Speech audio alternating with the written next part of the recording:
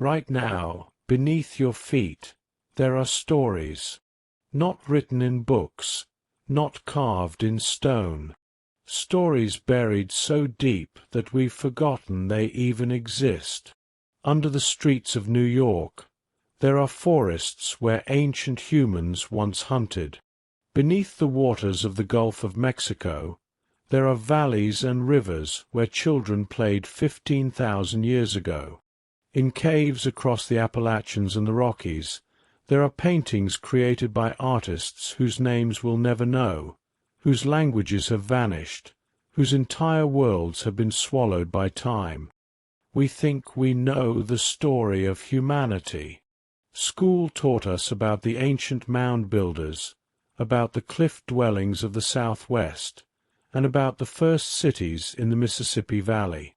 We learned that civilization began around 5,000 years ago.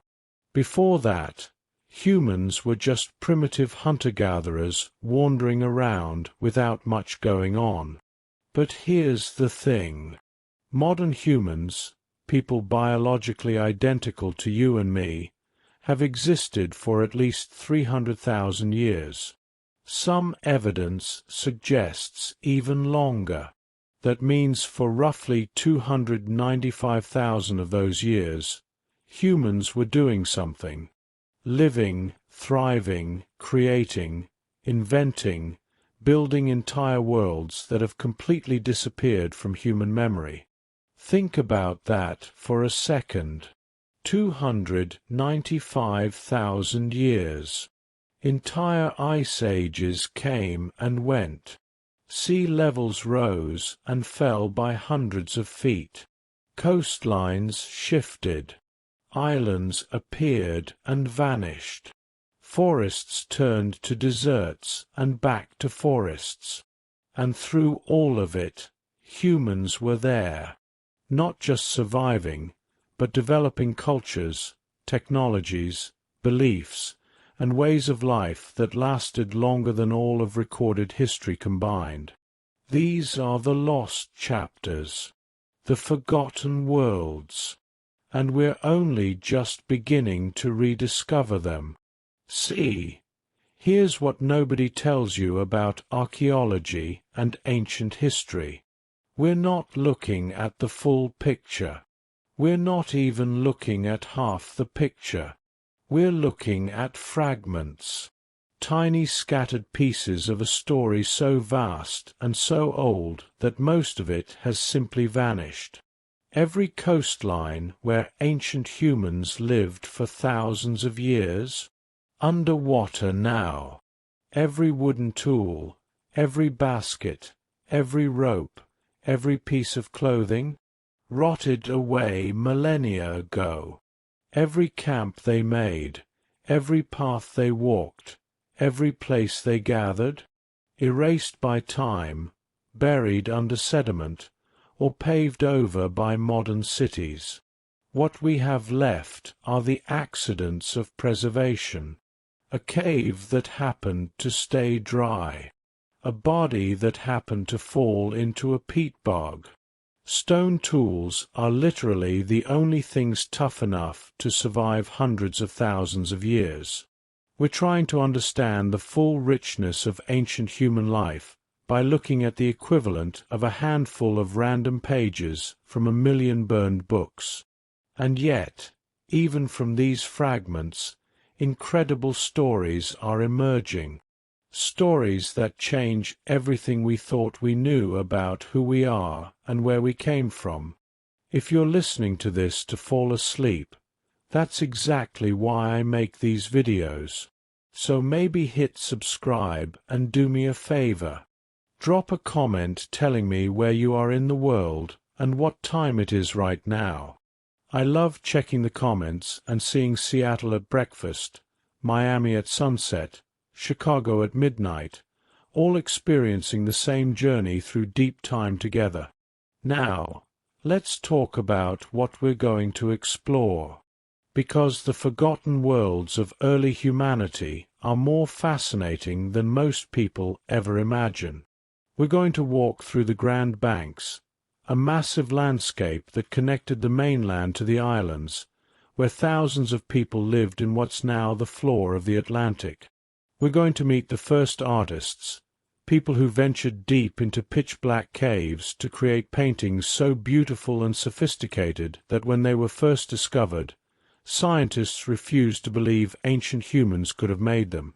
We'll visit Chaco Canyon, a temple complex in New Mexico that's 11,600 years old. It was built by people we're told hadn't even invented agriculture yet. People who supposedly didn't have the organization or resources to create massive stone monuments. Except they did. And it changes everything. We're going to encounter ghost people, entire species of humans, like the Rainiers, that we only discovered in the last 15 years. Species we don't have skeletons for, that we know existed purely from fragments of DNA preserved in the genes of people alive today. Species that lived alongside our ancestors, that interbred with them, that shaped our evolution in ways we're only beginning to understand. We'll follow the first seafarers, people who built boats and navigated the open ocean over 50,000 years ago, people who colonized islands and continents, who created trade networks spanning thousands of miles, who mastered technologies that most of us couldn't replicate today, even if we tried. And we'll walk through lost cities, civilizations that thrived for centuries or even millennia before being reclaimed by wilderness, buried by sand, or simply abandoned and forgotten until modern archaeology stumbled across them by accident. These aren't myths. These aren't legends. These are real places, real people, real chapters of human history that got lost in the vast gulf of time between their world and ours. So get comfortable. Let your mind relax. We're about to take a journey backward, deep into the forgotten dawn of humanity, to worlds that existed long before recorded history, before writing, before cities, before everything we think of as civilization, to a time when humans were rarer, when the world was wilder, when every generation carried knowledge that had been passed down for thousands of years, when survival meant knowing your landscape so intimately that you could read stories in animal tracks, predict weather from the behavior of birds, and navigate by stars across trackless wilderness. Let's begin with a world that doesn't exist anymore, a world that drowned. Imagine standing on the cliffs of Cape Cod, looking across the water toward the horizon. Miles of grey water separate the coastlines. But what if I told you that 20,000 years ago you could have walked that distance? No boats, no bridges, just solid ground stretching from Massachusetts to the outer shelves. You wouldn't have been alone on that walk either. You'd have passed through forests of birch and pine, crossed rivers teeming with salmon, maybe stopped to hunt red deer in meadows that today sit 120 meters beneath the Atlantic. You'd have been walking through the Great Banks, a lost world larger than many modern states, home to thriving communities of hunter-gatherers who had no idea their entire homeland was living on borrowed time. This isn't mythology. This isn't speculation. This is a documented scientific fact. During the last ice age, so much of Earth's water was locked up in glaciers that sea levels dropped dramatically. The geography of the entire planet was different. Land bridges appeared where we see open ocean. Islands became mountains. Coastlines extended hundreds of miles beyond their current positions. And humans lived on all of it.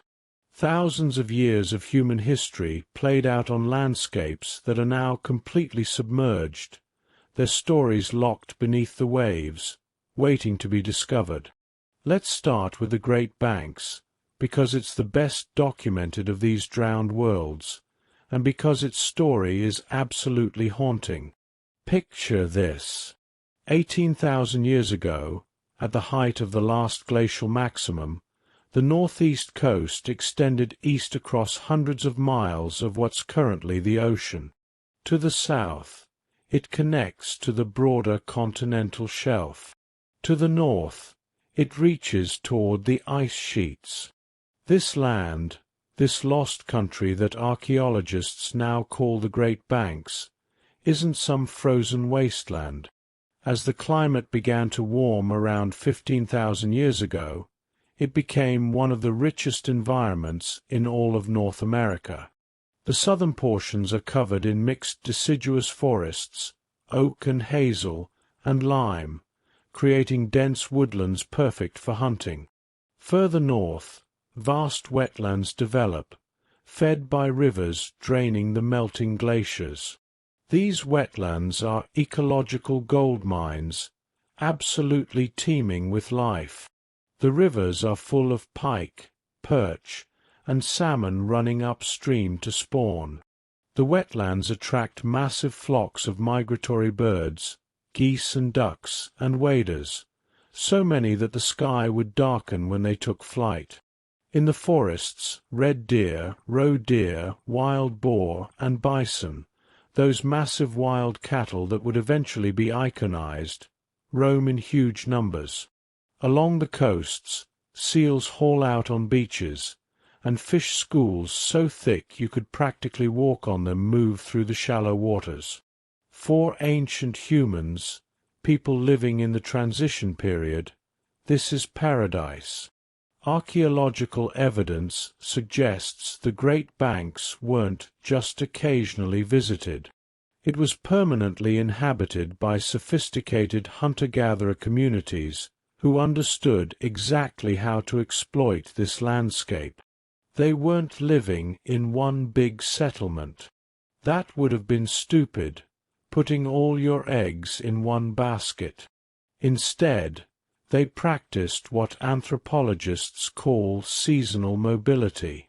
Small groups, maybe extended families of 20 to 30 people, moved through established territories following the rhythms of nature. Spring and summer near the coasts, taking advantage of seal puppying seasons and massive fish runs. Autumn in the forests, hunting deer and gathering hazelnuts and other wild foods. Winter in more sheltered locations, probably near rivers, where they could ice fish and trap waterfowl. These people weren't primitive in any sense we'd recognize. They had sophisticated tool technologies, carefully crafted microliths, and tiny stone blades hafted together to make composite tools like arrows and fishing spears. They had boats, probably dugout canoes, that let them exploit river systems and cross channels.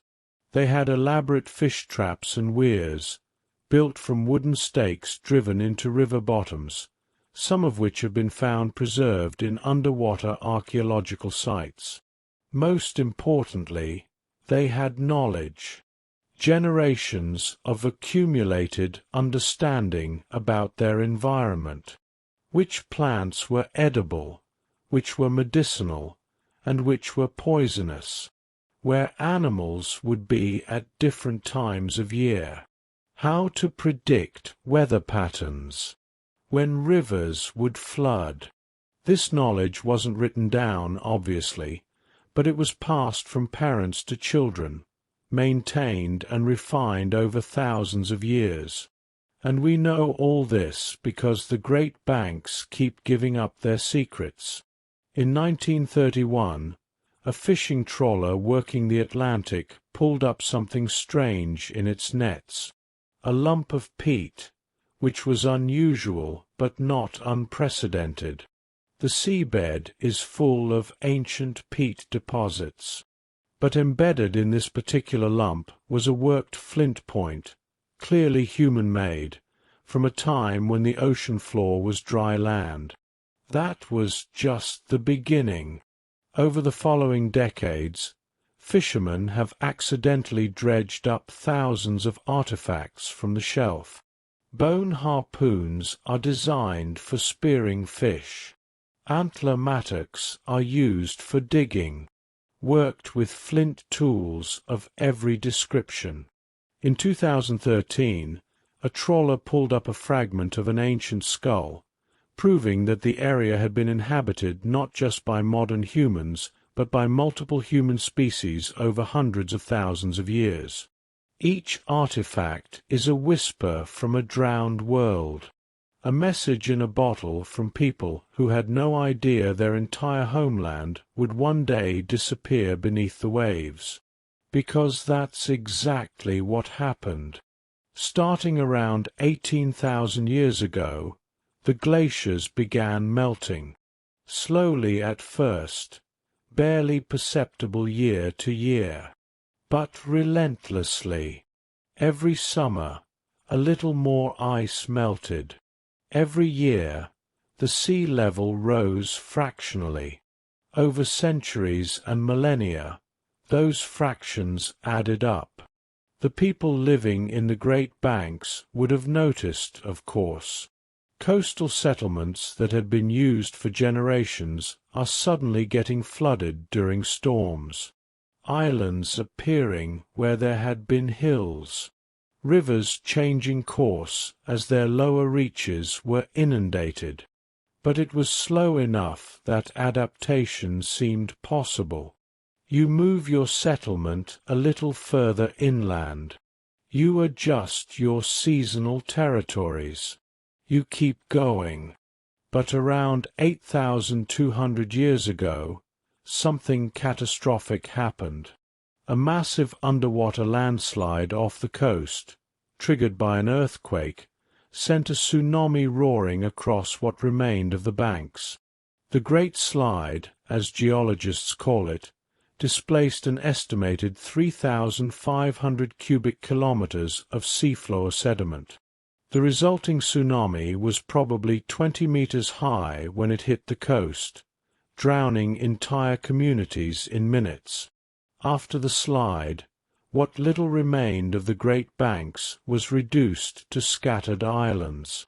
Within another 1,000 years, even those would be gone. 6,500 years ago, the coastline was fully separated from the shelf, and an entire country, with its own ecology, its own history, its own human populations, had completely vanished beneath the Atlantic. But the Great Banks were just one drowned world among many. On the opposite side of the continent, another land bridge was disappearing. The Bering Land Bridge, the landmass connecting Alaska to Asia, wasn't just a narrow corridor. At its maximum extent, it was over 1,000 miles wide, a vast cold grassland, the mammoth steppe, as researchers call it, home to herds of woolly mammoths, steppe bison, horses, and the human hunters who followed them. When the first people crossed from Asia into the Americas, they weren't making some desperate journey across a frozen wasteland. They were following game animals through familiar territory, probably not even realizing they were moving between continents. Some groups settled in the land bridge itself, living there for thousands of years before sea levels rose and divided them, cutting off America from Asia and creating two separate populations that would develop independently for millennia. In the Caribbean basin, an even larger landmass was drowning. The Florida Shelf, connecting modern Florida to the islands, was one of the most productive environments on Earth. Tropical forests, rivers, and coastlines have supported human populations that have lived there for hundreds of thousands of years. As sea levels rose, this continuous landmass fragmented into thousands of islands. Populations that had been in regular contact were suddenly isolated. The Florida Shelf didn't just create the Caribbean's modern geography. It created conditions that drove rapid cultural evolution. island populations developed their own languages, their own technologies, their own cultural traditions. The incredible linguistic and cultural diversity of the modern region is directly traceable to the drowning of the shelf. Further west, the San Francisco Bay was completely dry during the Ice Age. What's now underwater was a river valley, the combined Sacramento and San Joaquin rivers flowing through a broad plain before emptying into the Pacific Ocean miles west of where the bay ends today. Archaeological evidence suggests this was an incredibly rich environment, an oasis in an otherwise arid region. Some researchers think this valley oasis, as it's called, might have been one of the cradles of human civilization, that the first experiments with agriculture, the first permanent settlements, the first steps toward urbanization, might have happened in a landscape that's now beneath 100 meters of seawater. We'll never know for certain unless we can excavate underwater, but the tantalizing hints keep accumulating. And that's the thing. We're only just beginning to explore these drowned worlds properly. For most of human history, underwater archaeology was essentially impossible.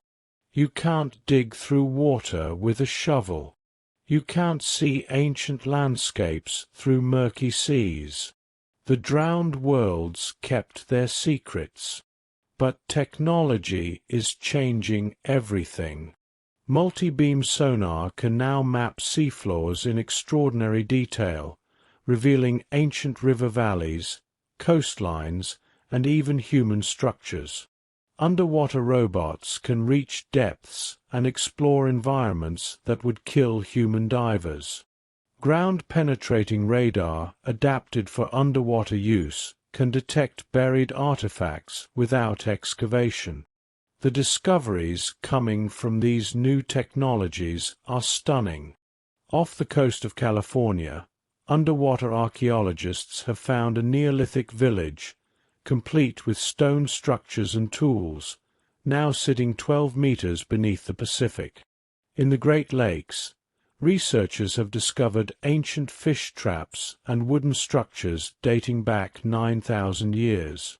Off the coast of Oregon, they've mapped entire submerged landscapes, including what appear to be hunting camps and seasonal settlements.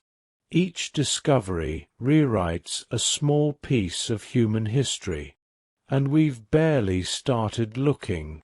The continental shelves of every continent hide drowned landscapes that were once home to human populations.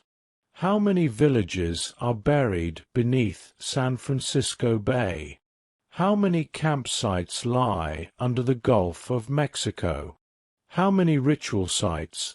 How many burial grounds, how many centers of ancient innovation are locked beneath waters we've never properly explored?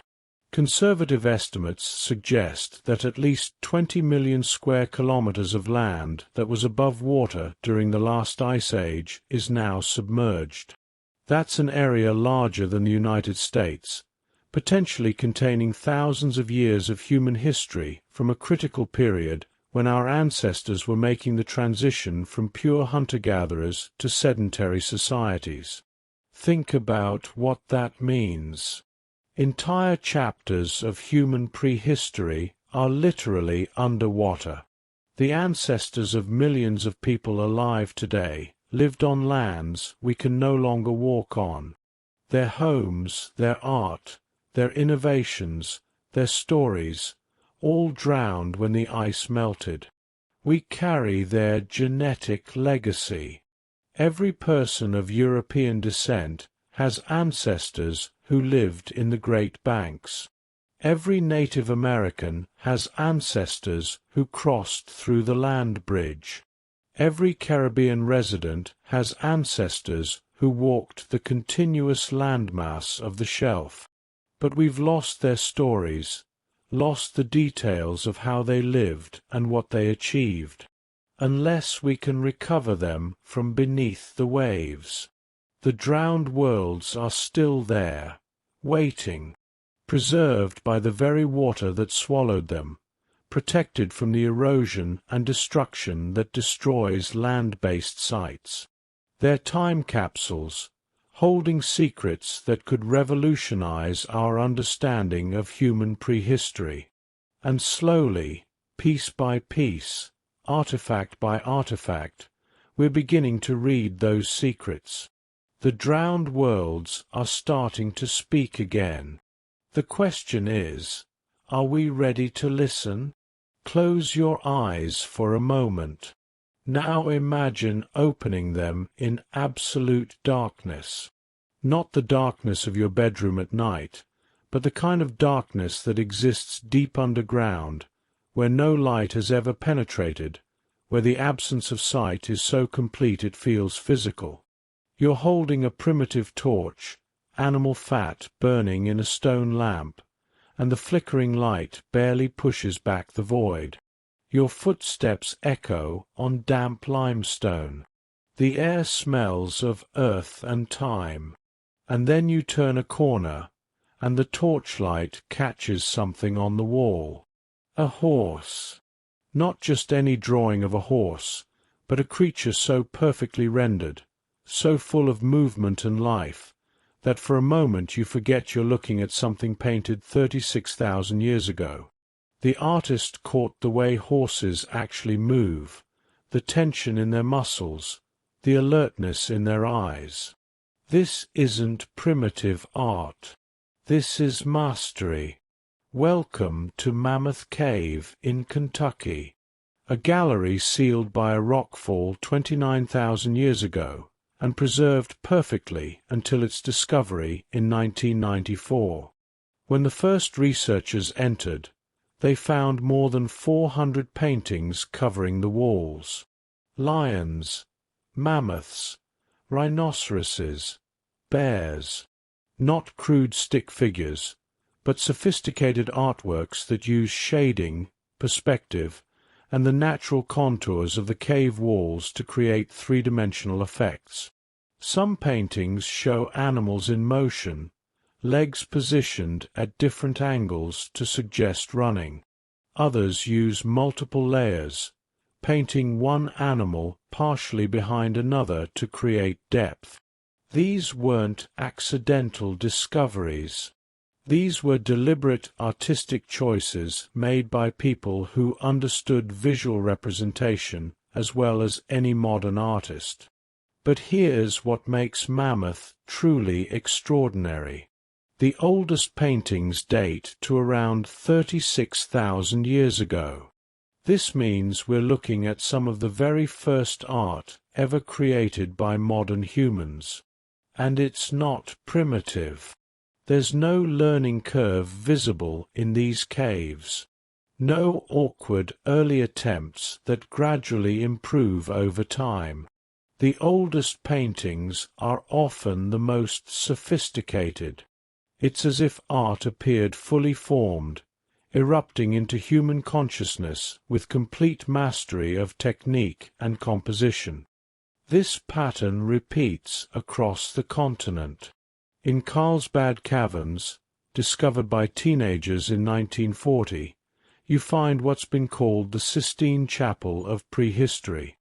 Over 600 paintings and 1,400 engravings were created around 17,000 years ago.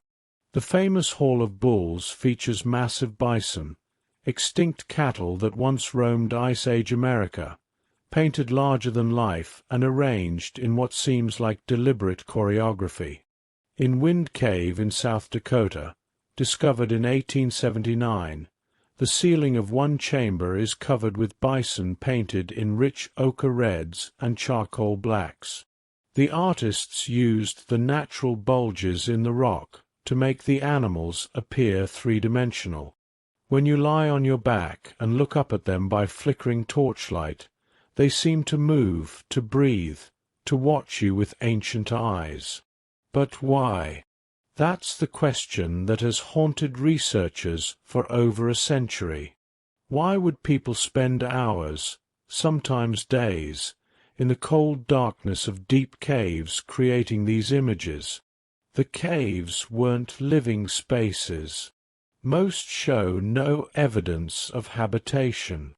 No hearths, no refuse piles, no signs that people spent extended time there. They went into these places specifically to make art, sometimes crawling through narrow passages or descending into dangerous underground chambers. Some paintings are located in places so remote and difficult to access that reaching them requires climbing or squeezing through spaces barely wide enough for a human body. This wasn't casual decoration. This was something important enough to risk death in the darkness for. The earliest theory was sympathetic magic. The idea that painting an animal gave you power over it, that creating images of prey would ensure successful hunts. This seems logical until you look at what's actually painted. Many cave paintings feature animals that weren't regularly hunted. The horses, bison, and deer that appear in Ice Age trash heaps aren't always the animals on the cave walls. Instead, you find carnivores. Dangerous predators like mountain lions, bears, and wolves, animals that humans would have avoided, not hunted. If the paintings were hunting magic, why paint things you didn't want to hunt? Some researchers have proposed that the caves were sacred spaces, prehistoric temples where shamans went to commune with the spirit world.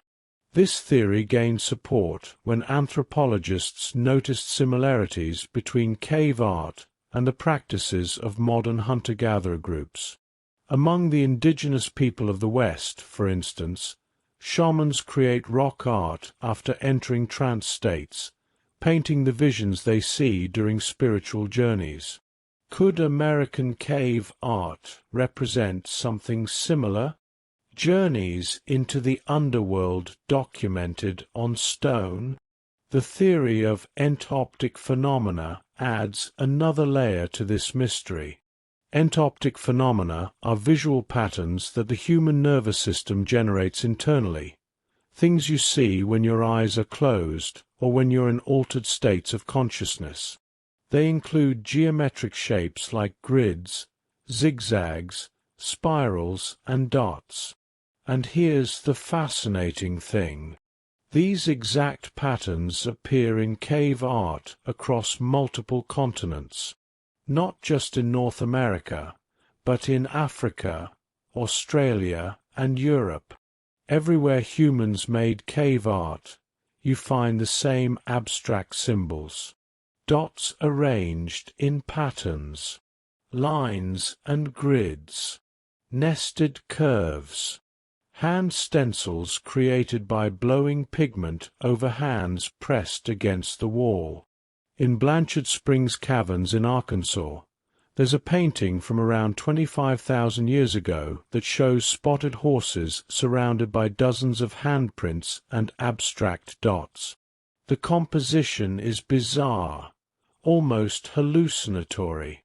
In Luray Caverns in Virginia, researchers dated some hand stencils to over 40,000 years ago, making them among the oldest known paintings anywhere. But why hands? What did they mean?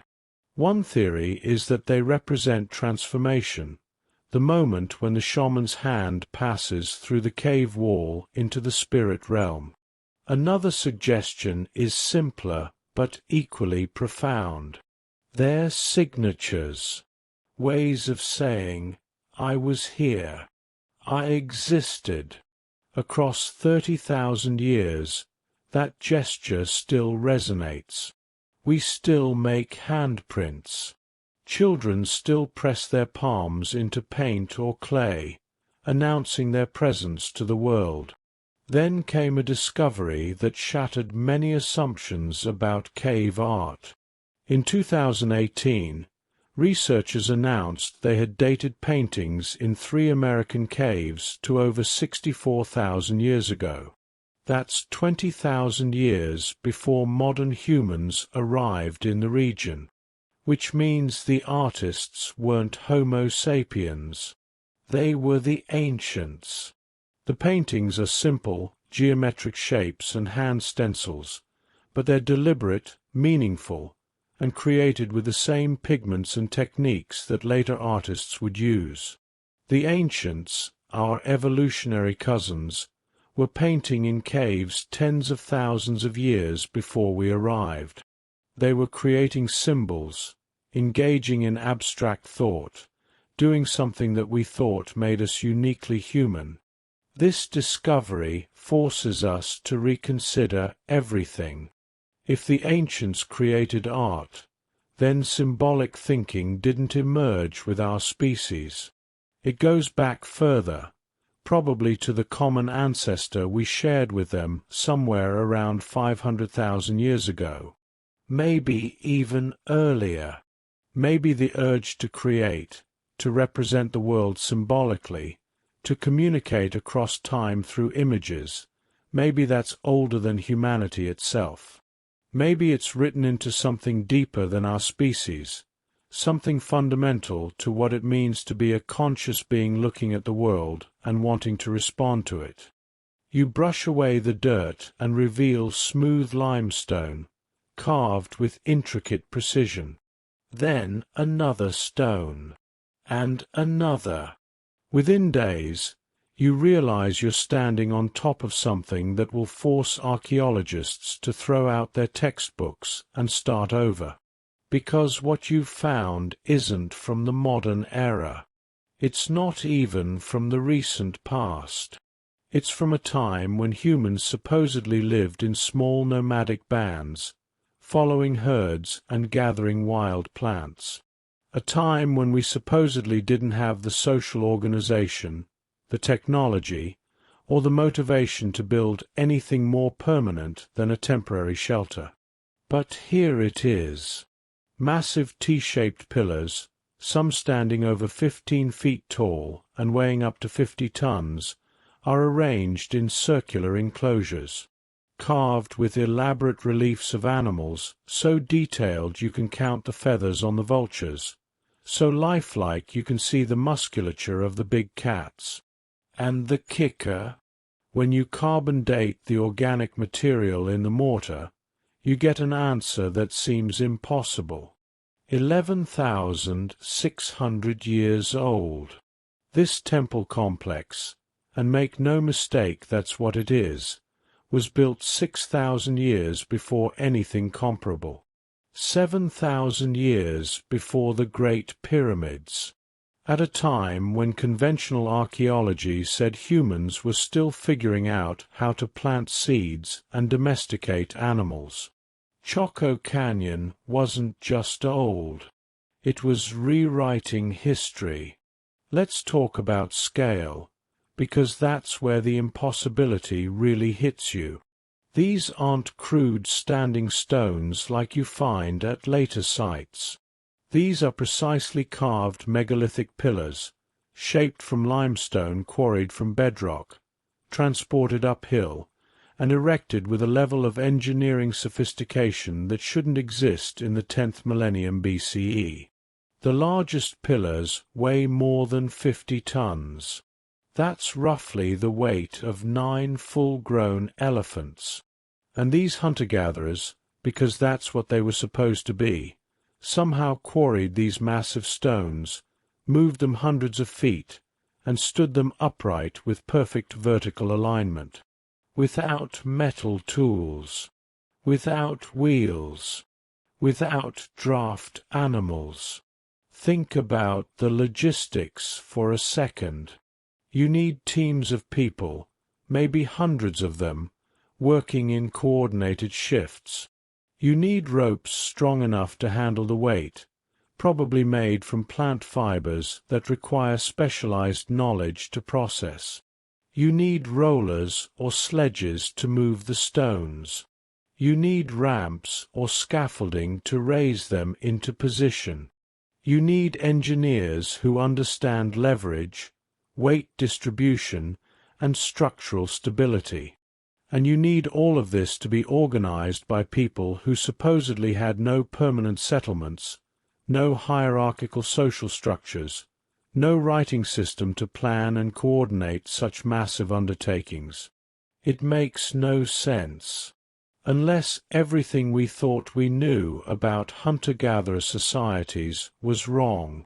But the engineering marvel is just the beginning. When you look closely at these pillars, you see something even more extraordinary.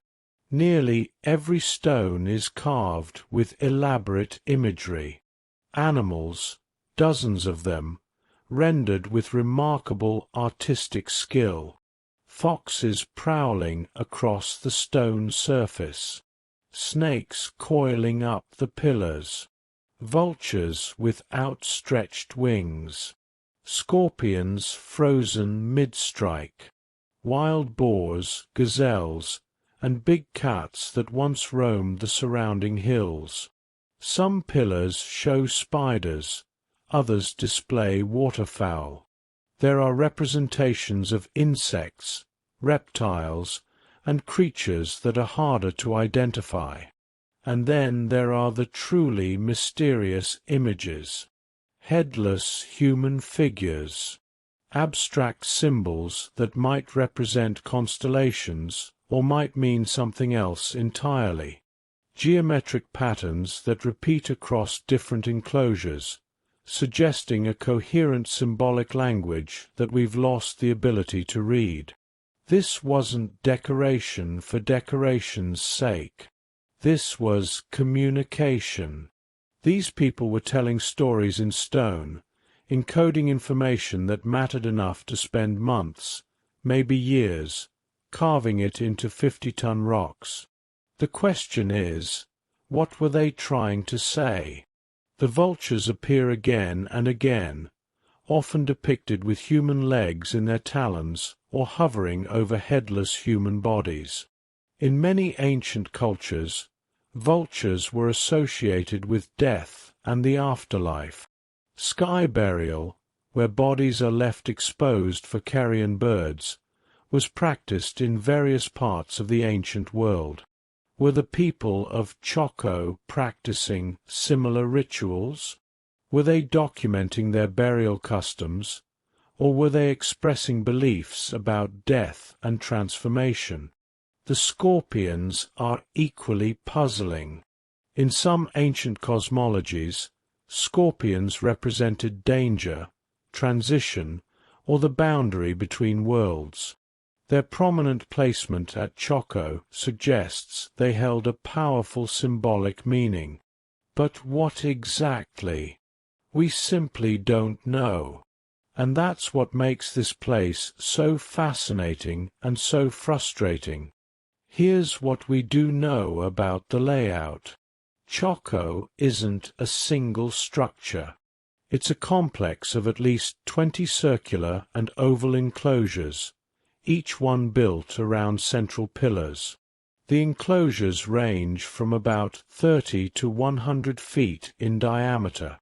Each one required thousands of hours of labor to construct. And here's the thing that really bends your mind. These enclosures weren't built all at once. They were constructed over a period of at least 2,000 years, from roughly 9,600 BCE to 8,000 BCE. This means multiple generations, probably dozens of them, maintained a building tradition at this site.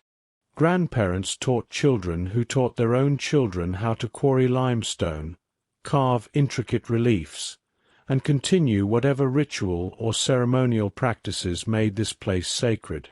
For 2,000 years. Without cities. Without agriculture. Without any of the social structures that we associate with sustained monumental architecture. The implications are staggering. This wasn't a one-off project by a particularly motivated group. This was a cultural tradition that persisted across millennia, suggesting social continuity and institutional knowledge that we didn't think was possible in pre-agricultural societies. So what was Chaco Canyon actually for? Nobody knows for certain, but theories abound. The most obvious answer is that it was a temple, a sacred gathering place for religious ceremonies. The elaborate animal carvings might represent totem animals for different clans or tribes. The circular enclosures might have hosted rituals, feasts, and ceremonies that brought together dispersed hunter-gatherer groups. Some researchers think Chaco was a pilgrimage site, a place so sacred that people traveled from hundreds of miles away to participate in seasonal gatherings. The sheer amount of animal bones found at the site, mostly from wild game, suggests enormous feasts.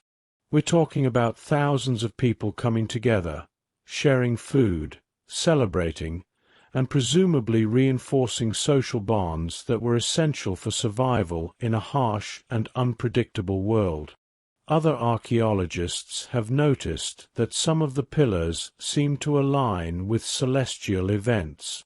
The summer solstice sunrise, for instance, aligns with certain structures. This has led to speculation that Chaco might have functioned as an astronomical observatory, a place where ancient peoples tracked the movements of stars and planets. In pre-agricultural societies, knowing when seasons would change was critical for following animal migrations and knowing when wild plants would fruit.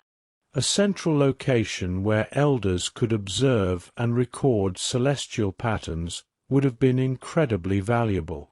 Then there's the ancestor worship theory.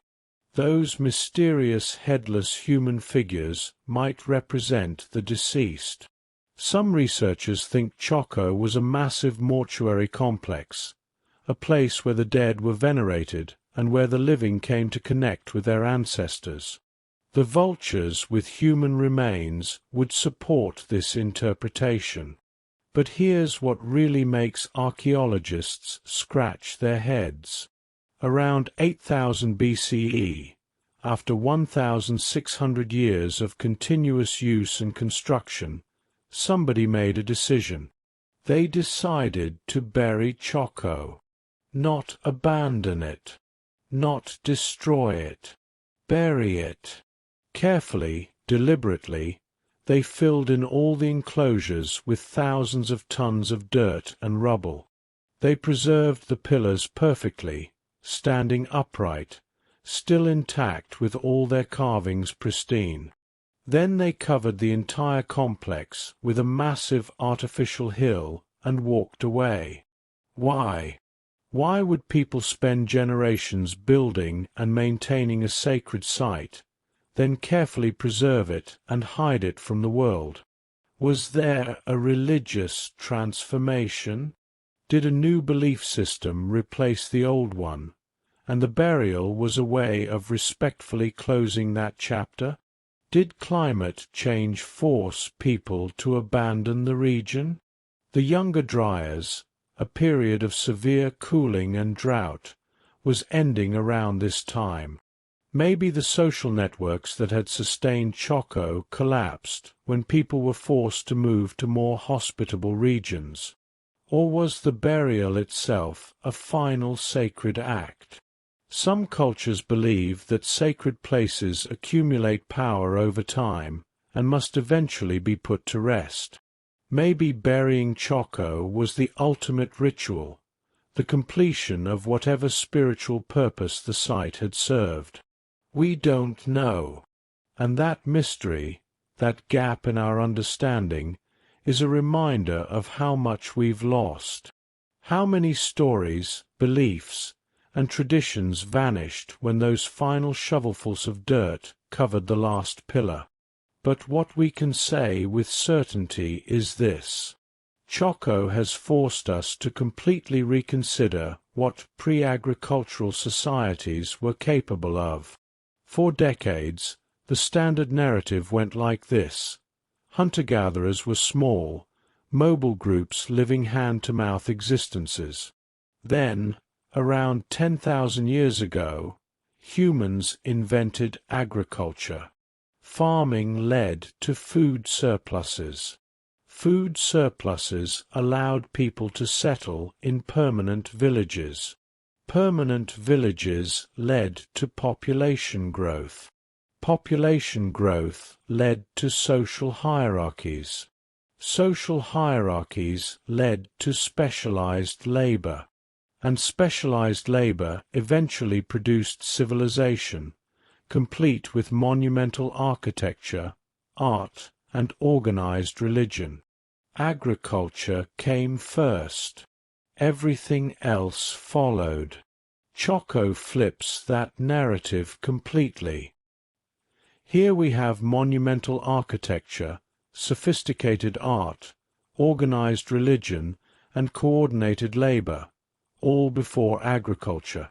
In fact, some researchers now think Chaco might have caused agriculture. Think about it. You have thousands of people gathering seasonally at this sacred site. They need to be fed. Hunter-gatherers in the surrounding hills start intensively harvesting wild grains to support these massive feasts. Over time, the most productive grain patches get managed more carefully. Seeds from the best plants get scattered intentionally. Before long, you're not just harvesting wild crops. You're cultivating them. Religion didn't follow agriculture. Agriculture might have followed religion. The need to feed pilgrims gathering at sacred sites like Chaco might have been the selective pressure that pushed humans toward farming. If that's true, and the evidence is increasingly pointing that direction, then we need to completely rethink the story of civilization. Our ancestors weren't simple hunter-gatherers who stumbled into farming and then, almost accidentally, developed complex societies. They were sophisticated people with rich spiritual lives, capable of long-term planning and massive collective action, who deliberately chose to transform their relationship with the landscape. And here's the thing that should keep you up at night. Chaco Canyon is almost certainly not unique. It's just the first site of its kind that we've found. In the decades since its discovery, archaeologists have identified several similar sites in the same region. Mesa Verde, Serpent Mound, and others, all showing similar megalithic construction, elaborate carvings, and pre-agricultural dates.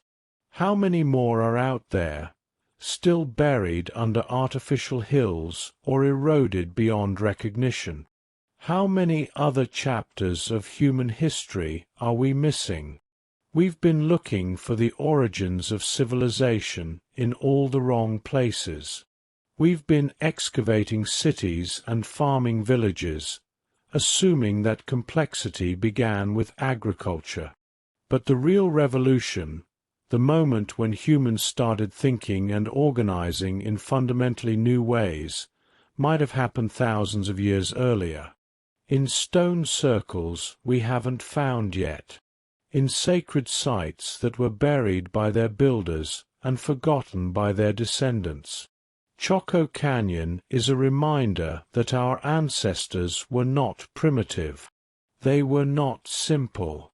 They were humans like us, with the same cognitive capabilities, the same capacity for abstract thought, the same need to find meaning in a confusing and often terrifying world.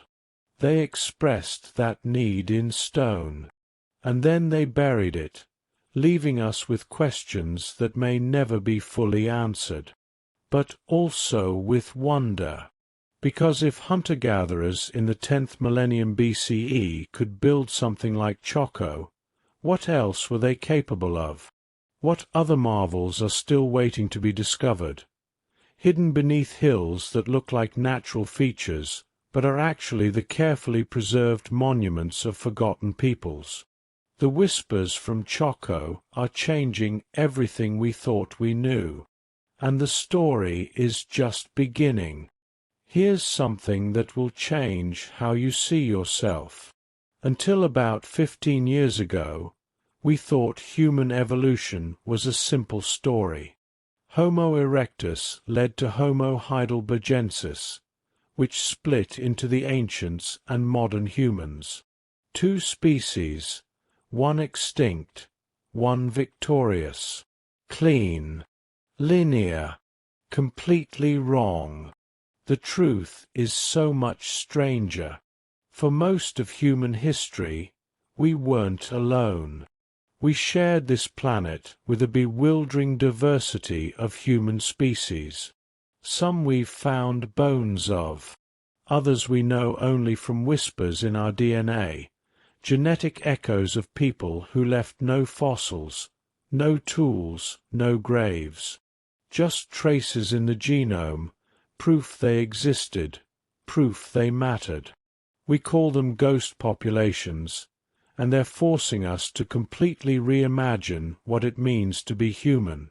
The revolution began in 2008, in the most unlikely place imaginable, a cave in the Alaskan wilderness, a place called Denali Cave. American archaeologists had been working there for years, finding stone tools and animal bones. Nothing extraordinary. Then they found a finger bone, a single fragment of a child's pinky finger, maybe 50,000 years ago. In the old days, that would have been the end of it. You can't identify a species from one finger bone. There's not enough morphological information. But these weren't the old days. This was the age of ancient DNA analysis. So they sent the bone to Steve Porter's lab, the same team that had just finished sequencing the ancient genome. What they found shouldn't have been possible. The DNA was human, but it wasn't from any known human species.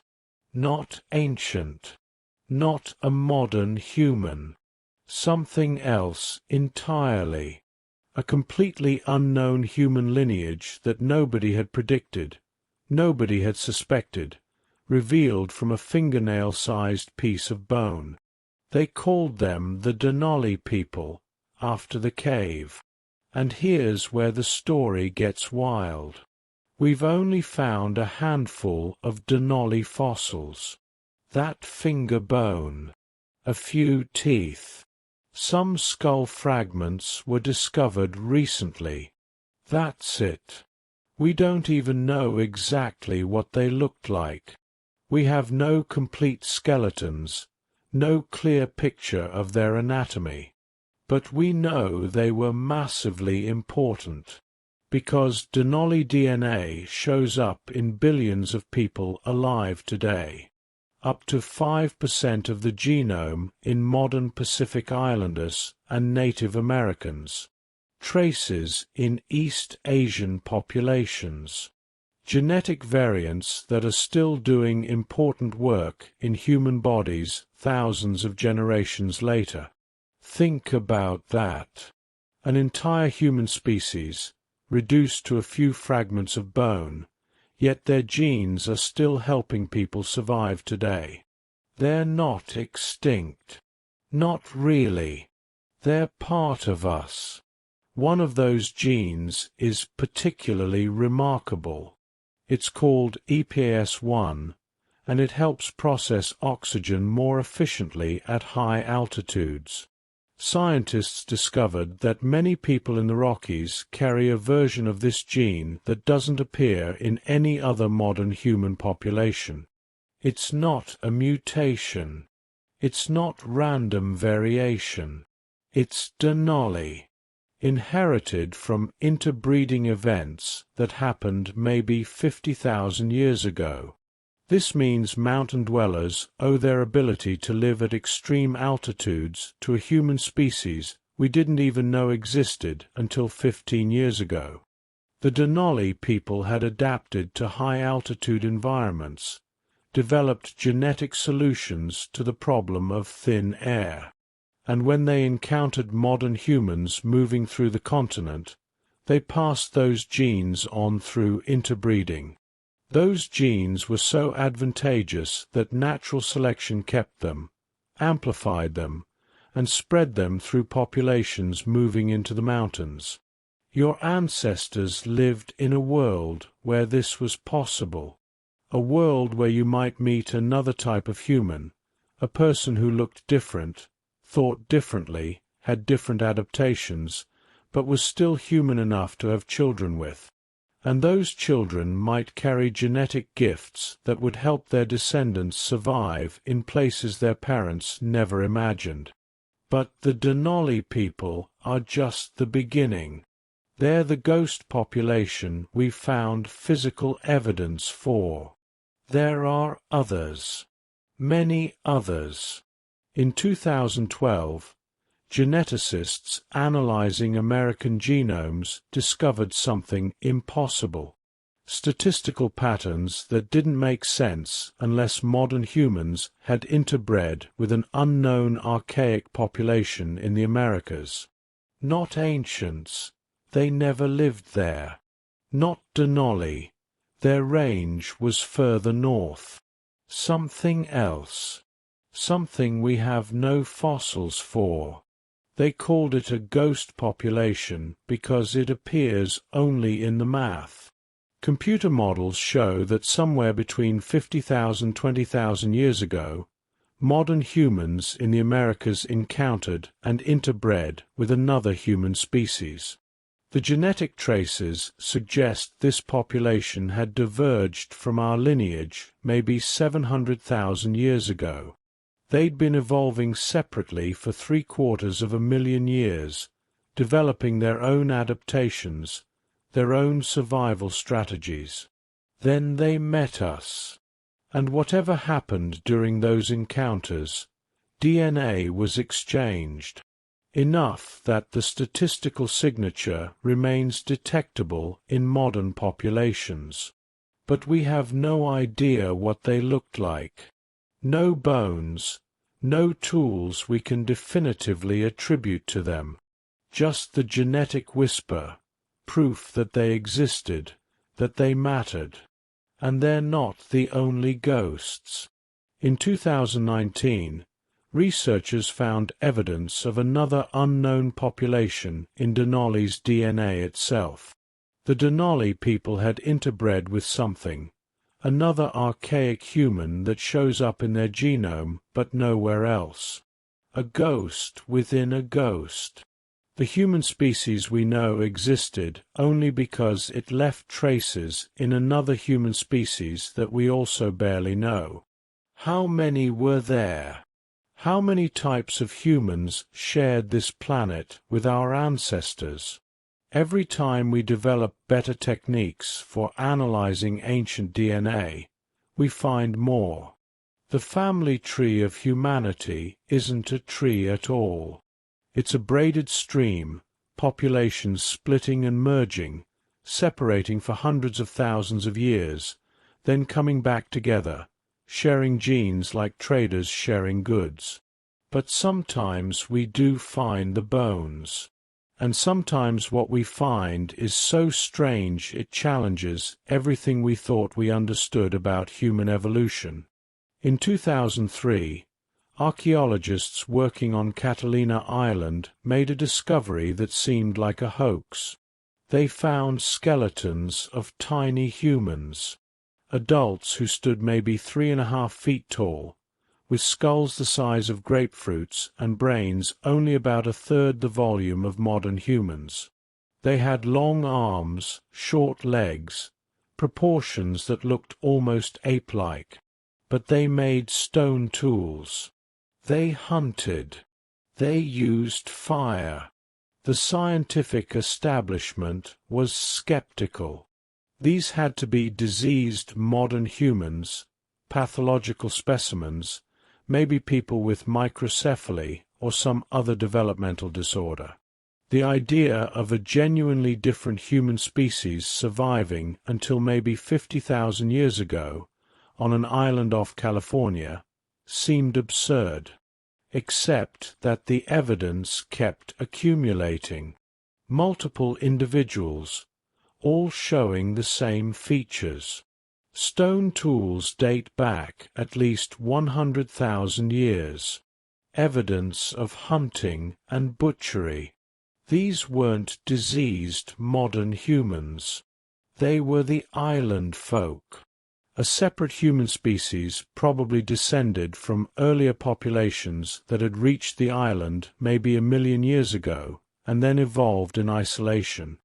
Island dwarfism is a well-documented phenomenon. Large animals evolving on islands with limited resources tend to get smaller over generations. It had happened to elephants on Mediterranean islands, hippos in Madagascar, and deer on various Pacific islands. But humans? Nobody had predicted humans could undergo that kind of evolutionary transformation. Yet there they were, the island folk, living on a remote island, hunting dwarf elephants and giant rats, making stone tools, and maintaining a culture for potentially hundreds of thousands of years. And they might have still been there when modern humans reached the region around 50,000 years ago. Did our ancestors meet them? Did they interact? The archaeological record doesn't tell us.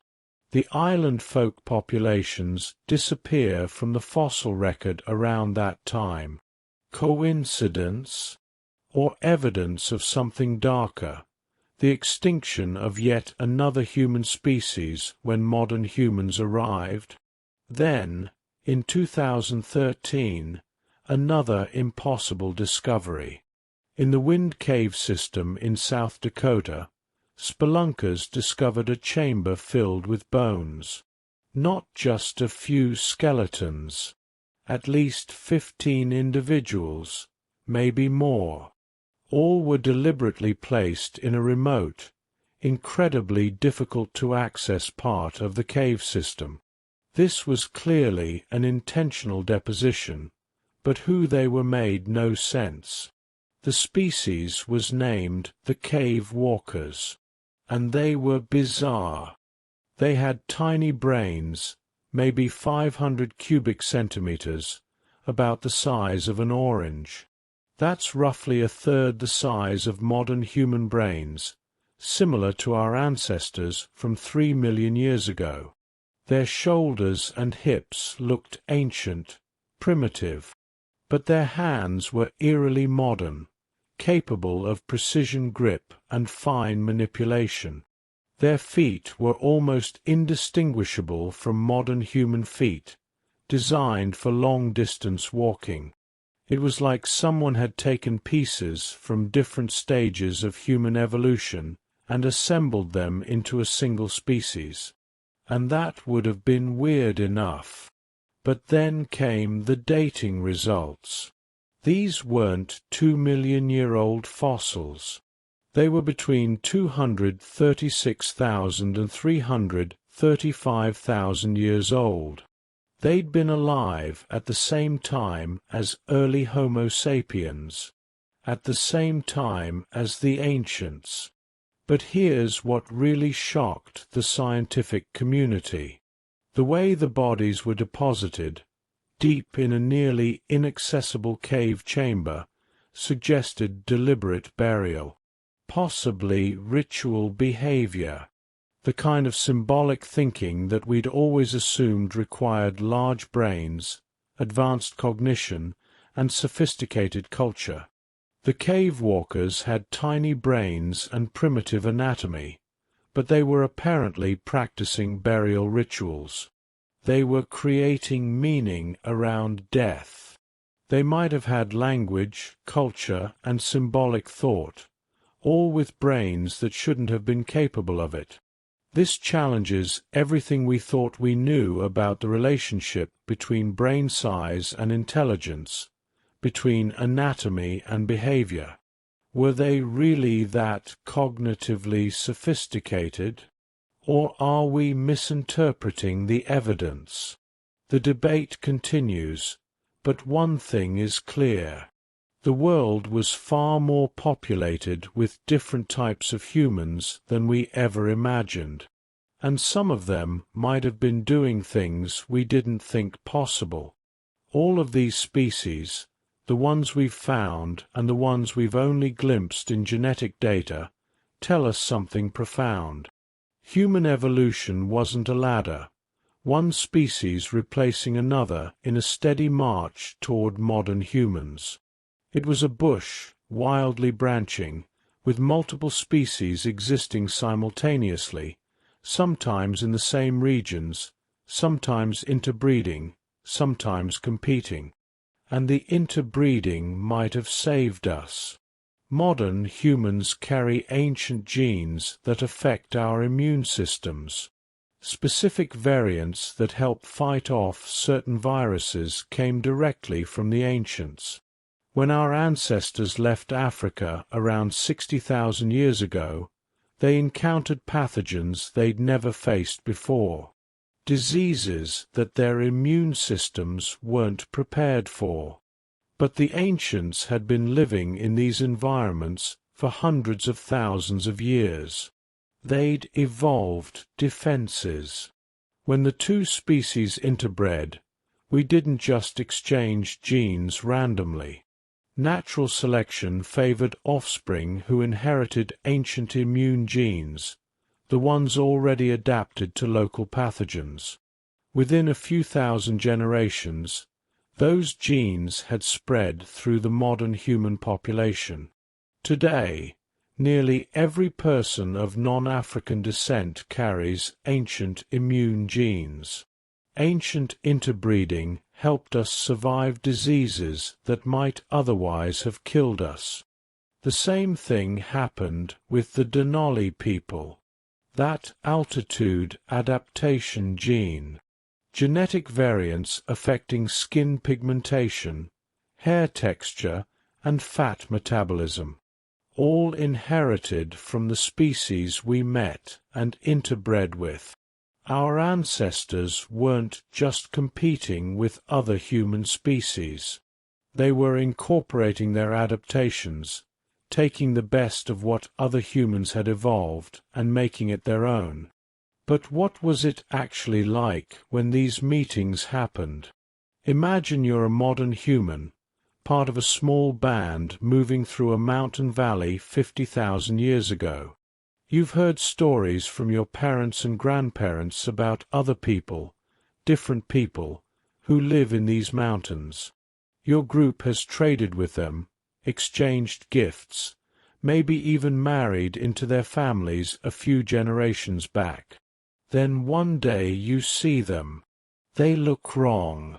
Not quite like you.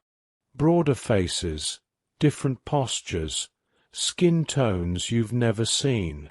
But they're using fire. They're wearing clothes. They have tools, weapons, and language. They're people, clearly people, but also clearly different. What happens next? Do you fight, trade, talk, mate? The genetic evidence tells us all of those things happened at different times and places. Sometimes the meetings were peaceful enough for interbreeding. Sometimes they might have been violent. And sometimes, perhaps most often, the two groups might have simply avoided each other, dividing territories, staying separate. We know the outcome. One human species survived. Modern humans spread across the globe while the ancients, Denali people, island folk, cave walkers, and all the ghost populations disappeared. By 40,000 years ago, maybe earlier, we were alone. The last human species standing. Why? What gave us the edge? We don't really know. We weren't smarter. The ancients had bigger brains. We weren't stronger. They were far more robust. Maybe we were more social, better at forming large cooperative groups. Maybe we were more innovative, faster at developing new technologies. Maybe it was luck, being in the right place when climate disasters hit our competitors. Or maybe, and this is the unsettling possibility, maybe we killed them. Not in wars exactly, but through the slow grinding process of competition for resources. Every time modern humans moved into a new territory, populations of other human species declined. The correlation is undeniable, though the exact mechanism remains debated. But they're not completely gone. They're in our DNA, in our immune systems, in our adaptations to high altitudes and cold climates. They're in the genes that help us breathe thin air, the immune variants that protect us from viruses, and the metabolic adaptations that help us process certain foods. The ghost people live on in us. Their extinction was also a kind of merger, their genes absorbed into ours, their adaptations becoming our inheritance. You carry them. Whoever you are, whatever your ancestry, you carry the legacy of these ancient encounters. The ghost peoples aren't just scientific curiosities, mysterious species we're slowly piecing together from fragments and statistics. They're your ancestors too, part of what made modern humans, well, modern, and we're still discovering them. Every year brings new genetic studies, new fossil finds, and new ghost populations emerging from the data. The human family tree keeps growing more complex, more tangled, more strange. How many more human species are we going to find? How many more encounters, how many more episodes of interbreeding are hiding in our genomes, waiting to be discovered? We thought we knew our origins. We thought we were the end point of a simple evolutionary story. Instead, we're learning we're the survivors of something far more complex. A world populated by multiple human species, all competing, cooperating, occasionally merging, creating a genetic legacy we're only beginning to understand. The ghosts are still speaking. We just need to keep listening.